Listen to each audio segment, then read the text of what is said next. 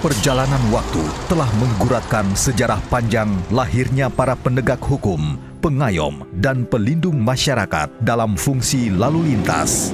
Masa pra-kemerdekaan, polisi lalu lintas dikenal dengan nama Verkeerpolitie di masa kolonial Belanda dan Kempeitai pada masa penjajahan Jepang.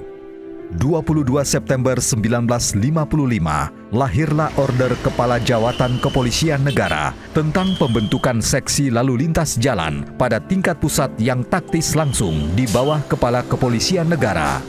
Sejak masa inilah, Hari Lalu Lintas Bayangkara terus diperingati hingga saat ini.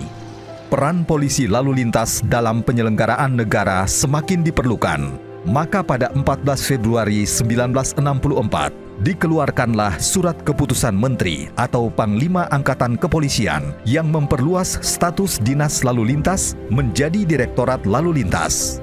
Pada masa ini, Polantas mulai menunjukkan perannya dengan dirintisnya pendidikan kejuruan kader-kader Polantas. Pada era 1965, Polri diintegrasikan dengan Angkatan Bersenjata Republik Indonesia yang menyebabkan penyesuaian terhadap struktur organisasi. Salah satunya adalah perubahan Direktorat Lalu Lintas menjadi salah satu unsur Komando Utama Samapta Polri atau Komapta.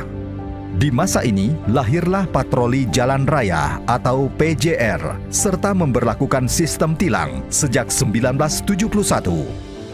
Pada 1974, Polisi Lalu Lintas bersama pemerintah DKI Jakarta dan Jasara Harja mencetuskan dan memberlakukan sistem administrasi manunggal satu atap atau Samsat yang mempermudah pelayanan pembayaran pajak kendaraan bermotor.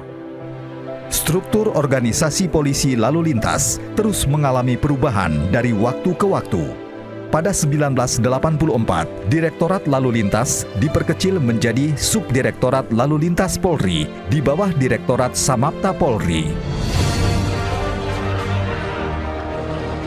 Reformasi di tahun 1998 membawa perubahan besar pada organisasi Polri, di mana kedudukan Polri dipisah dari ABRI dan berdiri sendiri dan bertugas langsung di bawah Presiden.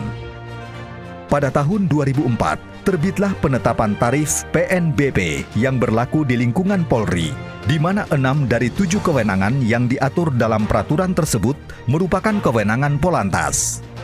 Hingga akhirnya di tahun 2010, reformasi birokrasi di tubuh Polri membuahkan struktur organisasi baru di tubuh Polisi Lalu Lintas.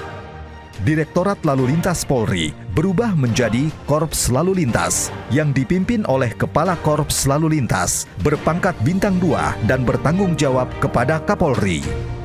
Pucuk kepemimpinan di Korps Lalu Lintas Polri terus silih berganti. Para pemimpin tersebut telah berjasa melahirkan berbagai inovasi dan program. Korps Lalu Lintas Polri terus memberikan pelayanan terbaik kepada masyarakat melalui serangkaian inovasi dan program pelayanan berbasis teknologi informasi, sehingga tercipta pelayanan yang cepat, efektif, efisien, dan semakin mengukuhkan polisi lalu lintas yang bebas korupsi. Seiring perjalanan waktu dan perkembangan zaman, para bayangkara lalu lintas ini siap mengukir sejarah baru di masa depan.